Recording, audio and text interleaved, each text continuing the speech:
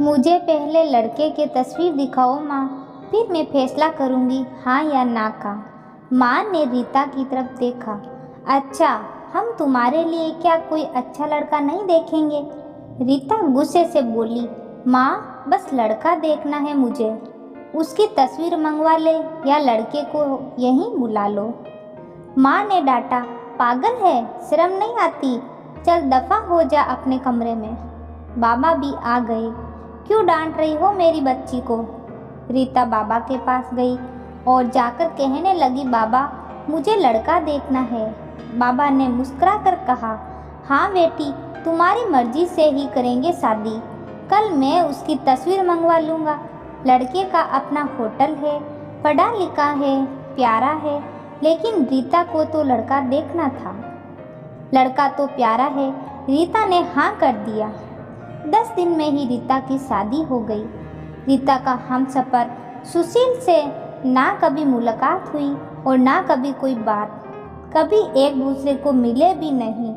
ये ऐसा पवित्र रिश्ता होता है, दो अजनबी एक जान हो जाते हैं जो कभी जिंदगी में मिले भी ना हो। 2 पल भर में एक दूसरे की जान बन जाते हैं। पहली रात ही सुशील कमरे में आया, हाथ में आइसक्रीम पकड़ी हुई। रीता नज़र झुकाए बैठी हुई थी। आइसक्रीम तो रीता की फेवरेट थी। सुशील को नमस्ते की। सुशील पास में बैठ गया। सुशील थोड़ा सा शर्माता भी था। आइसक्रीम खाते हुए बोला, जितने पैसे शादी पर खर्च किए इतने की खास में आइसक्रीम खा लेता। रीता का घूंघट उठाकर बोला, आप खाओगी? पहले तो रीता ने शर्माते हुए मना कर दिया, फिर सुशील ने प्यार से कहा, खाली प्यार बढ़ेगा। रीता को आइसक्रीम दी और खुद भी खाने लगा। रीता सारी आइसक्रीम खा गई। सुशील ने जब पूछा था तब आइसक्रीम पूरी ख़त्म कर दी। रीता मुस्कुराने लगी। वो तो मैं खा गई। सुशील भी मुस्कुराने लगा।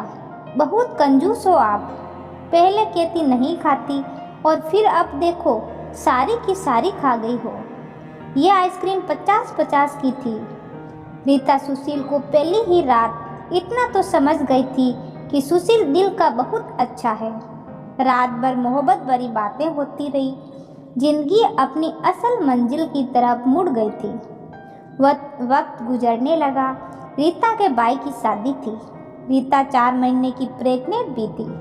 रीता ने सुशील से कहा, मुझे भाई की शादी में जाना है। सुशील ने रीता के पास बैठकर बोला, रीता, डॉक्टर ने आपको लंबी यात्रा करने से मना किया, इसीलिए मैं कोई रिस्क नहीं लेना चाहता। मैं नहीं इजाज़त दे सकता शादी में जाने की। रीता को बहुत गुस्सा आया। सुशील पागल हो क्या? मेरे भाई की शादी है, आप कह रहे हो कि नहीं जाना? आप मुझे कार में बैठाकर आराम से छोड़कर आ जाएं। बस सुशील ने रीता का हाथ पकड़ा, मोहब्बत से फिर समझाने लगा, रीता क्यों बेकार की जिद करती हो? डॉक्टर ने यात्रा करने से मना किया है तो मैं नहीं जाने दे सकता तुमको। तुम लापरवाह हो जाती हो और मैं तुमको किसी के भरोसे नहीं छोड़ सकता। इतना कहकर सुशील अपने कमरे में बाहर चला गया। रीता रोने लगी। रीता ने अपनी माँ को फ़ोन किया। सुशील मना कर रहा है शादी में आने के लिए। माँ ने समझाया, बेटा अगर वो कह रहा है तो मत ही आओ। लेकिन रीता के भाभी और भैया जिद करने लगे। क्यों नहीं आने दे रहा है सुशील? हमारी बहन को। वो रात को आए। सुशील भी घर पर था। कहने लगे कि मेहंदी है, 3 दिन की तो बात है, रीता को लेने आए। सुशील ने रीता की तरफ देखा। रीता, मैंने क्या कहा था तुमसे? रीता ने नज़रें झुका ली, उठकर अपने कमरे में चली गई। सुशील को गुस्सा तो बहुत था, लेकिन ये सब्र कर लिया। 1000 रुपये जेब से निकाले, रीता को दिए। ये कुछ पैसे रख लो, बाकी और चाहिए तो ले लेना, मैं कल आऊँगा। रीता बहुत खुश थी। सुशील ने अपने सीने से लगाया और रीता को कहा, अपना ख्याल रखना। फिर रीता शादी में चली गई। मेहंदी की रात रीता की बुआ की लड़की भी आई हुई थी।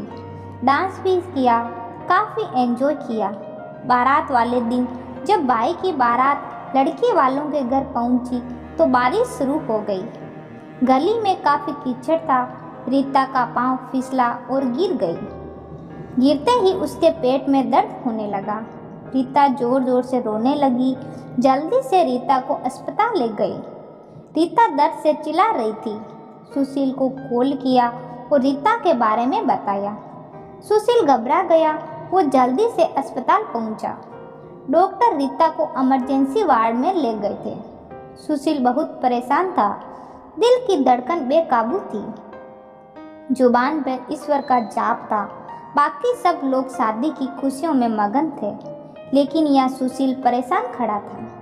कुछ देर बाद डॉक्टर कमरे से बाहर आई। उन्होंने सॉरी कहकर हुए बताया, आपका बच्चा मर चुका है।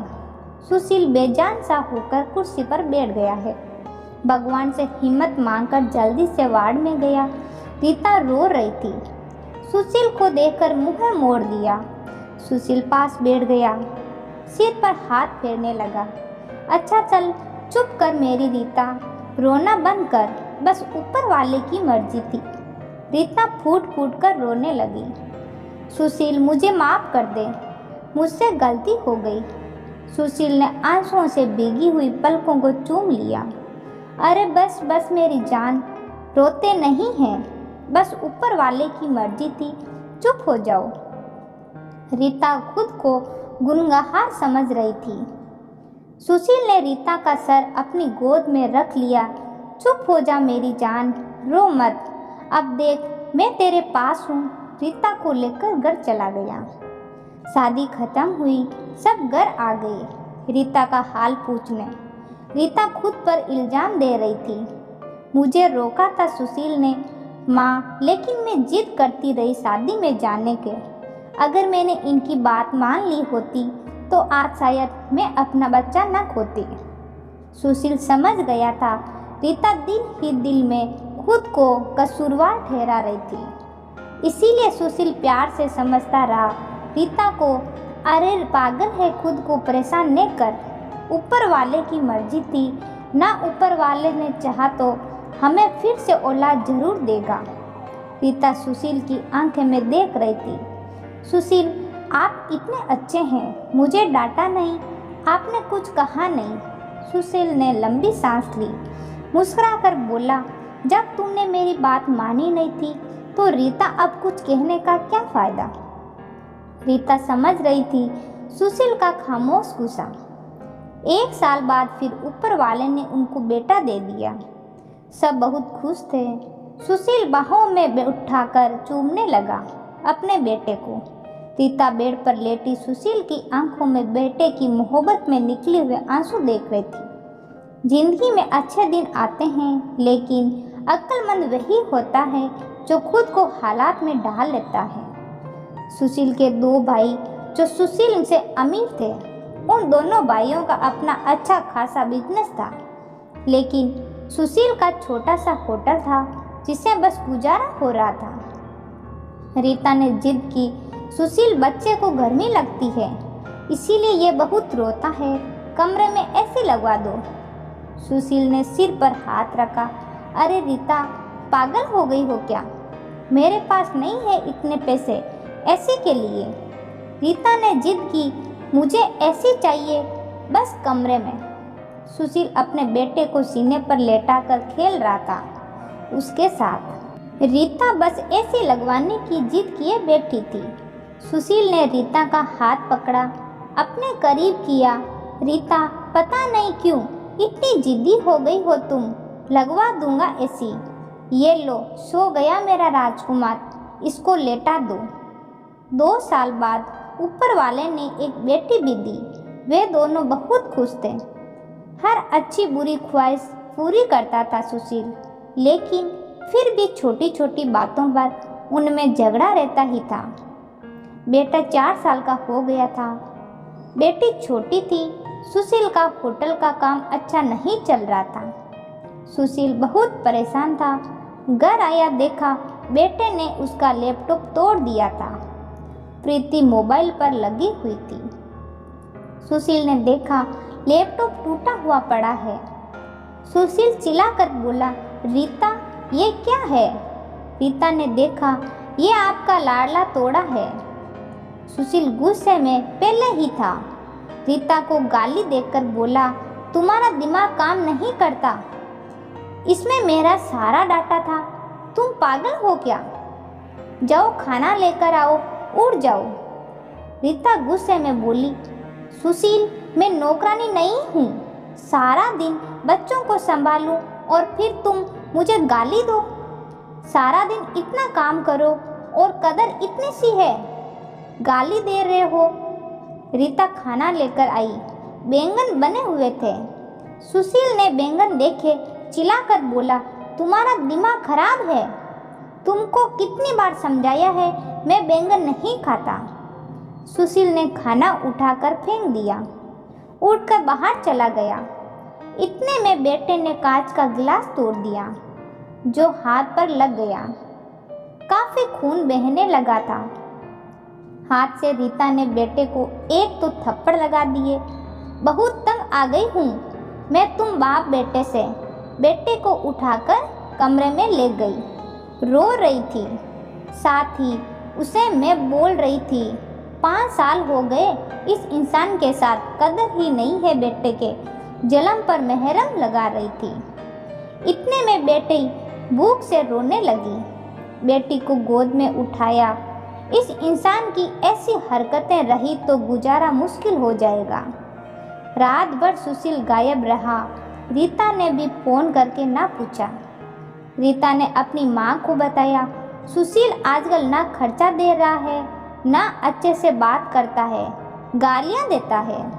माँ ने कहा, अच्छा हम करते हैं बात उससे। सुशील को महसूस हुआ उसने अच्छा नहीं किया रीता के साथ। आज घर जाकर रीता को सॉरी कहूँगा। घर आया, देखा घर में रीता के माँ बाप, चाचा सब आकर बैठे हुए थे। सुशील ने रीता की तरफ देखा। रीता खामोश रही। नमस्ते किया। उसके बाद बात तो शुरू हो गई। माँ चिल्लाकर बोली, क्यों बेटा तुम खर्चा नहीं देते हो रीता को, क्यों गालियाँ देते हो? सुशील को बहुत गुस्सा आया। घर की बात ही हम दोनों सुलझा लेते। सुशील ने गुस्से से कहा, इसको सब कुछ देता हूँ, ये बस तमाशा लगाना चाहती है। रीता भी गुस्से में थी। वो भी गुस्से में बोली, क्या देते हैं? वो महीने में 10,000 देते हो, जिसका दोनों बच्चों का दूध भी पूरा नहीं होता। एहसान करते हो मुझ पर, तुम्हारे बच्चों पर खर्चा करती हूँ। बहस इतनी बढ़ गई थी कि सबके सामने सुशील ने रीता को थप्पड़ मार दिया। रीता की मार को बर्दाश्त नहीं हुआ। वो अपनी बेटी को साथ ले गई। दोनों बच्चे भी साथ ले गई। सुशील ने भी ना रोका उन्हें। रीता नाराज होकर चली गई। रीता को थप्पड़ ज़्यादा जोर का लगा था, निशाना बन गया था। चेहरे पर माँ भी रोने लगी। न जाने पहले भी कितना जुल्म करता होगा मेरी बेटी पर कमीना इंसान। सुशील पहले से ही अपने होटल की वजह से परेशान था, काम ना होने की वजह से, और अब ये परेशानी बन गई। रीता मायके में थी, सुशील यहाँ था, घर में परेशान था। हालात इतने खराब हो गए, सुशील को अपना होटल बेचना पड़ा। 2 महीने गुजर गए। दोनों ने एक दूसरे से बात तक नहीं की। दोनों गुस्से में थे। सुशील कहता, खुद गई है, खुद वापस आए। रीता की अकड़ थी, मनाने आएगा तो जाऊंगी। दिन गुजरते गए। 8 महीने गुजर गई। कोई बातचीत नहीं हुई। सुशील के एक दोस्त ने सुशील से कहा, विदेश जाना है तो बताओ, मेरे पास एक ही वीज़ा है। हालात काफ़ी बुरे थे। सुशील विदेश चला गया। नंबर बंद हो गया। 1 साल गुजर गया। दोनों ने कोई बात ना की। एक दूसरे के साथ रीता भाई से खर्चा लेती, बच्चों के दूध का या फिर दूसरी ज़रूरी सामान का। भाई कब तक दे सकते हैं खर्चा? उनके भी अपने बच्चे थे। कभी रीता के बच्चे कोई नुकसान कर देते, कोई चीज़ तोड़ देते तो रीता की बापी हजारों बातें करती, ताने देती थी। रीता चुपचाप सुन लेती। क्या करती है? आखिर किसी को कुछ बताती भी नहीं थी। दिवाली का दिन था। रीता ने बाई से कहा, पैसे दे दो, बच्चों को शॉपिंग करवानी है। भाभी पास से बोली, बहन साफ सी बात है, हमारे पास फालतू के पैसे नहीं हैं। उसी इंसान के साथ गुजारा नहीं तो तलाक लेकर किसी दूसरे से शादी कर लो। जाओ यहाँ से। रीता उस दिन बहुत रोई थी। उसे एहसास होने लगा था, सुशील तो मेरे सर का ताज है। सुशील दुबई में बच्चों को याद करता हुआ बहुत रोता था। रीता पागल, बात कुछ थी नहीं और तूने ये क्या कर दिया। उधर रीता के भाई ने रीता के लिए एक आदमी देखा जिसकी पत्नी की मृत्यु हो चुकी थी, 4 बच्चे थे। उसके भाई ने रीता से कहा, बस सुशील से तलाक ले लो, इस आदमी से शादी करके घर बसा लो अपना। रीता की आंखें भीग गई थी आंसुओं से। जल्दी से मोबाइल निकाला, सुशील को फ़ोन लगाया। नंबर बंद आ रहा था। रीता रोने लगी, मुझे सुशील के पास ही जाना है, मुझे कोई शादी नहीं करनी किसी से। उधर सुशील का भी दिल तड़पा। उसने सोचा, मेरी रीता तो मासूम सी है, थोड़े से गुस्से पर नाराज हो जाती है ना, खुद ही माफ़ी मांग लूँगा अपनी जान से। वो टिकट करवाकर हिंदुस्तान वापस आ गया। रीता रो रो कर भगवान से अपने पापों, अपनी गलती की माफ़ी मांग रही थी कि ऊपर वाले मुझे माफ़ कर दे, मुझे मेरा सुशील वापस कर दे।